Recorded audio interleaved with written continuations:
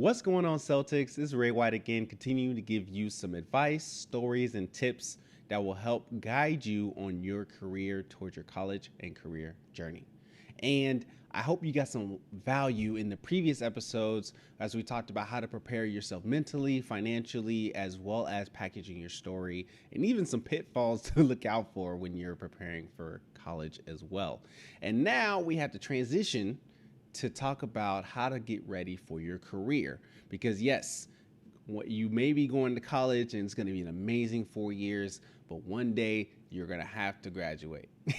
Or you may decide, hey, I want to go ahead and jump right into the career world right now. And again, similar concept, high school, you're going to have to graduate. So let's now switch gears to talk about how to prepare for your college journey. And so in these series of videos, we're going to talk about that, give some stories and tips in that realm. And what first thing I want to talk to you all is you may not get your dream job right out the gate. Right when you cross that stage, you got your diploma in hand, you moved the tassel over, you threw it up in the air, what have you. The next day, you may not necessarily land your dream job. And it's okay. Take a deep breath. It's all good. All right. Having said that, that doesn't mean that you still can't work towards it and you still can't strive towards it. Now, you're in a really good position right now because you can start thinking through, okay, what is it that I want to work? What field do I want to work in? What do I want to study? How do I position myself to be ready to take action and be a part of that industry and to be a part of that work? And the more that you do that now and work towards that in a loose guideline perspective, the easier it will be when you do take that time to transition to becoming a career person in the world to start navigating that space.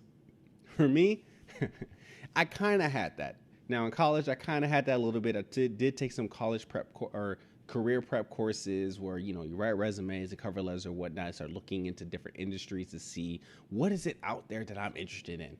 And I would say I'd boil it down to 3 different areas. It was, I guess 4 different areas.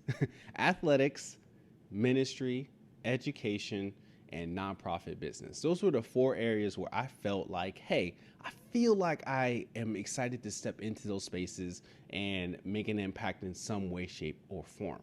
And now I understand that a lot of those industries can definitely blend together. There are some areas that do both or have a mixture of all 3 or all 4, what have you. But in my mind, I was like, okay, I'm compartmentalizing. How do I get engaged in these areas? Because I have some experience in those areas. So how do I gain more and be more a part of that? So fast forward, I graduate, I move on. I know that those are the 4 areas I wanted to be a part of. And I started applying to literally everything that I can find on Indeed, on LinkedIn, on I think Monster.com. I don't know, but I'm just applying like crazy. My name is Ray. I have this experience. I got this degree. Will you please hire me? Okay, maybe not that simple. But yet I took my time to just apply to those places. But what I wish I would have done is done a little bit more research and actually started networking with those people in those industries. Because I thought that it was going to be just as that simple, that every application that the employer receives, that they would take the time to review and interview me, and I'll have a chance to speak my way and hopefully showcase that I have the skill sets to be a part of their organization. But that's not always the case. Sometimes it's really important to take the time to actually find individuals who are part of that either organization, industry, or just area that you want to be a part of, and just engage with them, talk with them, understand more in depth of what is it that they do that is working well. Like, how do they like it? Just doing all kinds of introductory interviews with people in that spaces to help inform me if that is what I wanted to do, if that's what I wanted to be a part of. But I didn't do too much of that. So, however, I still applied like crazy, but yet I still needed a job. Luckily, I had a friend who graduated a couple years before me working at Best Buy in town and said, hey, we got a position over here. You come on in, help sell computers within our department. I'm like, all right, cool. This is going to be great. I don't know anything about computers, and I don't know anything about sales, but let's see what's happening. So worked at Best Buy for a couple months and realized that, you know what, this is cool and all, but this is not for me. This is just a stop in the road. And I did what I could to make sure that I did that. But while I was working at Best Buy, I had an opportunity. A local nonprofit in town, a children's literacy program that had a position open as for an assistant manager. And in a sense, the role was just helping find volunteers and programs in schools and bring the books and volunteers to kids in these schools to help encourage the love of reading. And so for me, I just developed that and was excited about that and said, yes, I would love to apply for this position. I eventually did get it. And with that, I then worked 2 jobs because I was young. I was like, yo, I got time. Best Buy at night, and this organization called SMART, Start Making a Reader Today. I worked there in the day and had a good time doing that, but then quickly realized that, you know what, this again, I need to start making some decisions and make some cuts. And in that time as well, I had another opportunity to be a assistant coach, a position coach, wide receiver football coach at a local high school in town. And I was like, yeah, athletics, that's my lane. I can do that. And so by focusing on athletics, by coaching sports there and working at this nonprofit business here, which again hit the 2 areas that I wanted to be a part of. And I didn't mention that I also was serving at a local church as well, which is ministry. So I had 3 of the 4 already listed. And this 4th one, well, with sports, kind of hit both sports and education by coaching. I found it. I got at least 3 different areas where I can enact and practice these things that I'm a part of and I'm excited about, which meant that Best Buy had to go. Unfortunately, it didn't make the cut because it wasn't fitting within the areas I was interested in, and that's okay. Made the cut, moved on. So all that to say is that right out the gate, when you start graduating from either high school or college, you may not get the role or you may not know exactly what you want to do. But what I would encourage you to do is to seek the experiences that fit the direction that you want to go towards. Seek those experiences.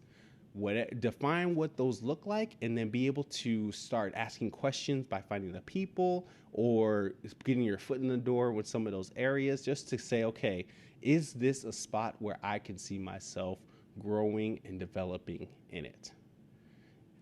Truly knowing what that looks like just helps the journey that much better. It helps you from wandering aimlessly from job to job and trying to seek fulfillment in a whole bunch of different things that really don't necessarily fill you up.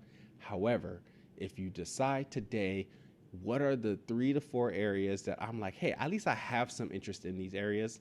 Let's explore that. Let's dive deeper into that. Who do I know in this area? Who can I get to know in this area? What is it about this area that really jumps me and excites me? And then having said that, then you can start diving deeper to say, okay, how can I position myself and my experiences to meet whatever criteria they are looking for when it comes to those positions. And to do that, well, here's a good tip.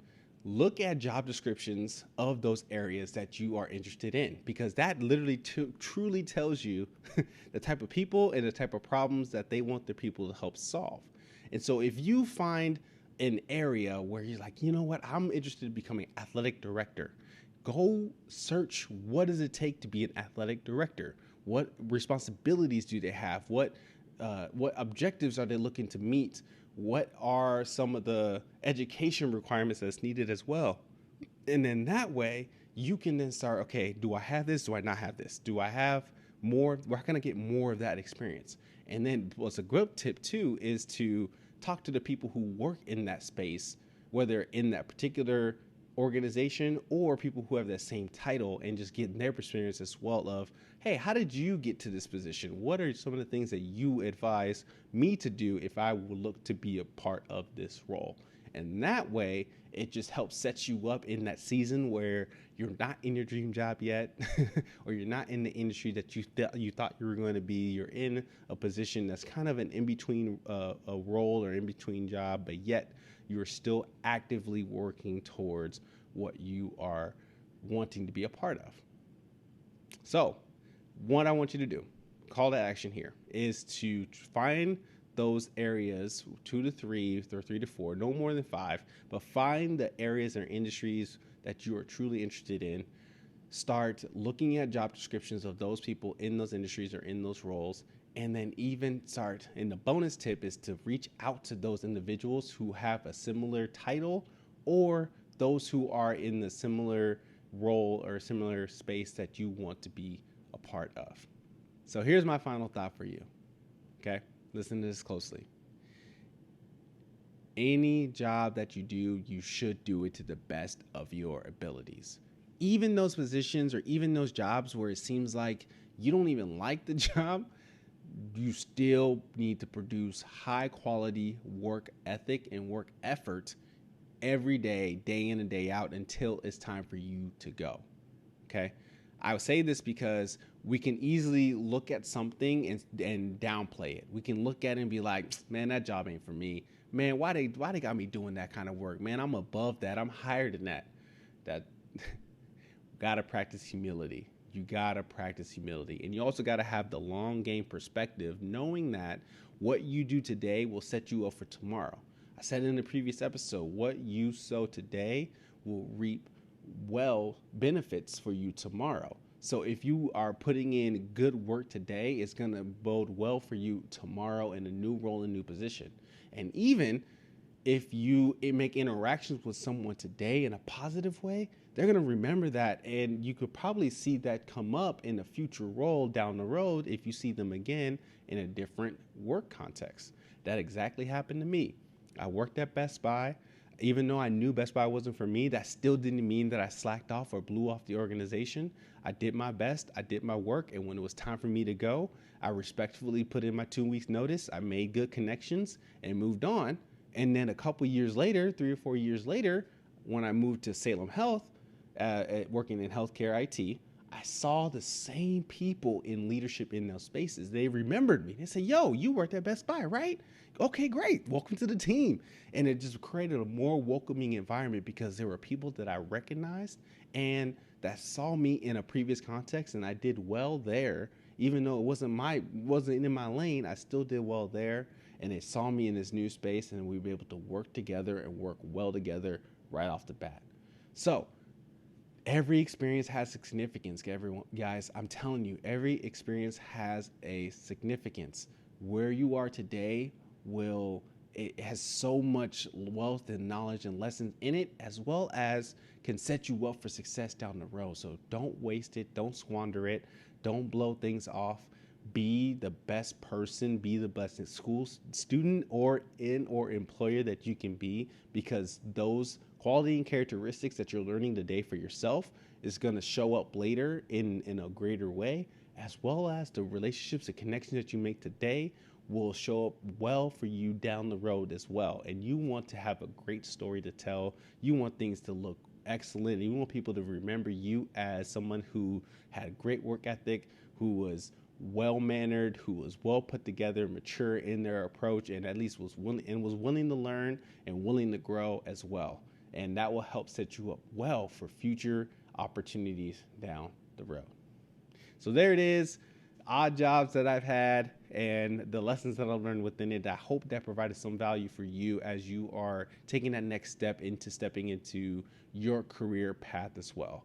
And in the next episode, we're going to talk a little bit about my role at Salem Health as an IT, healthcare IT, what I do, and how the positioning in that space has helped me and learn what I learned in that space to hopefully answer your questions about my career and what I do there. So stay tuned.